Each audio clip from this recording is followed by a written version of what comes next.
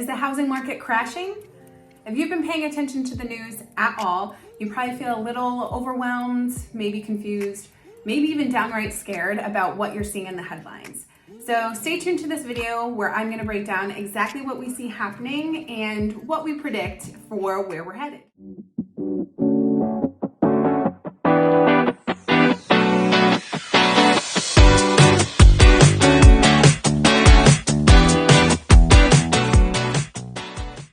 Hey, what's up guys? If you don't know, my name is Felicia and I am a real estate agent in the greater Hartford area of Connecticut. And today I wanted to talk about what we see happening in the market. I know that a lot of people are feeling a little overwhelmed and not sure, what they should gather from all the information that's being thrown their way. So I wanted to kind of summarize it for you in a way that kind of makes it clear on exactly what's happening and how this might impact you. To start off, let's talk about the reasons that many people point to for why they expect that we might be facing a housing market crash. The first one is the fact that we are seeing more homes hitting the market and we're also seeing price reductions. The second one is the fact that we are likely facing a recession, so a lot of people associate that to mean trouble for the housing market. And the third one is that so many of us remember the housing crash of 2008, so we tend to sort of compare the high values that we saw leading up to that with the high values that we see today. Now, let's break each of these down a bit.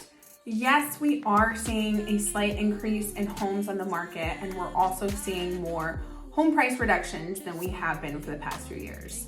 However, when you zoom out, the numbers aren't as drastic as you might think.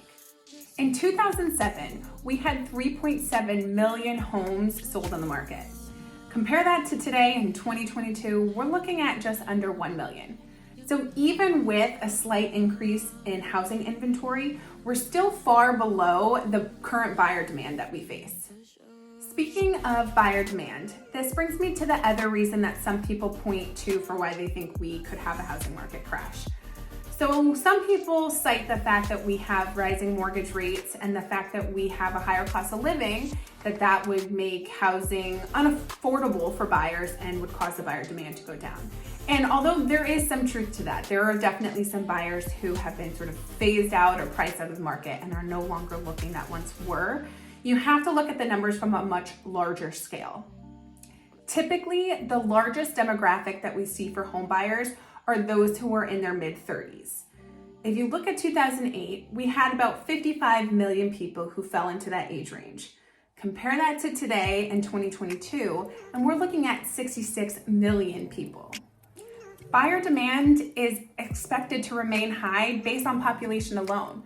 Throw in the fact that rent is increasing roughly 17% over the course of a year, and it's safe to say that buyer demand will continue to stay high despite an increase in mortgage rates. Let's look at the third reason why some people assume that we're going to have a housing market crash. A lot of people compare the high values that we have today with what we saw leading up to the market crash in 2008. However, the housing market is completely different from what it was back then. Back then, the main thing that led to the crash was the easy access to financing that we had. So there was mortgages being offered at 0% down with adjustable rates, where anybody who could pay the introductory rate was going to qualify for a loan. But as soon as that rate changed and therefore it became a lot more expensive for those owners to live in the home, they were no longer able to make payments, and so they all put their home on the market around the same time. This led to there being a lot more inventory than there was demand for that inventory, which is what caused the crash of so many houses to go down in price. I know this is an oversimplification of what happened back then, but the general idea, just to simplify things, is that people were given loans who really probably shouldn't have qualified for them. And as soon as the terms of those loans changed with those adjustable mortgage rates, people were no longer able to afford them. So people were selling the homes for less than what they paid, which is what really caused all the panic and the crash to happen. Now let's compare that to today. And it's worth noting that foreclosures are almost unheard of right now. We are not seeing a lot of those happening in our market. And it's only about 2% of homeowners that are what we call underwater on their mortgage right now.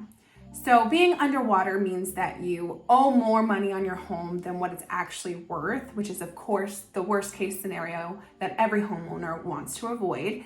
And we are at only about 2%, which means that anyone else is able to potentially sell their home and make a profit. So let's say they were no longer able to make mortgage payments due to job loss or due to the rising cost of living. 98% of people who own a home would be able to sell that home and still make a profit and not be considered going in the negative. Taking all this into consideration, what do we actually expect will happen? Well, experts expect that we will continue to see home values rising over the next few years, but at a much more reasonable rate. So for reference, in a typical year, home values tend to go up about 3% or so. And experts expect that we are going to be closer to that number. So year over year, we'll be seeing a steady increase of about 3%, and that we'll have a little bit more of a leveling off between supply and demand. I know that this is a lot of information that I threw your way, but if there's one thing that I hope you can take away from this video, it's that the data speaks for itself, and it's best to try not to have a knee-jerk reaction to what we're seeing in the headlines. The media is always going to tell you the flashiest, scariest thing that they can to get your attention. And sometimes when you take a step back and actually look at the numbers for yourself, you'll see that it's not quite as bad as you might think. The other takeaway is that it's not a one-size-fits-all. Different markets will see different shifts. There's going to be some that might have a slight decline, while others are going to continue to have an increase. So that's why it's really important to speak to a real estate agent, a lender, somebody who knows the area and understands the market and can help you figure out what is happening in your own backyard so you can plan and make the right move for you. Thank you guys so much for watching. I hope that you found this information useful. If you have any questions, please don't hesitate to reach out to me. And don't forget to subscribe to my channel for more about all things real estate. I'll see you next time.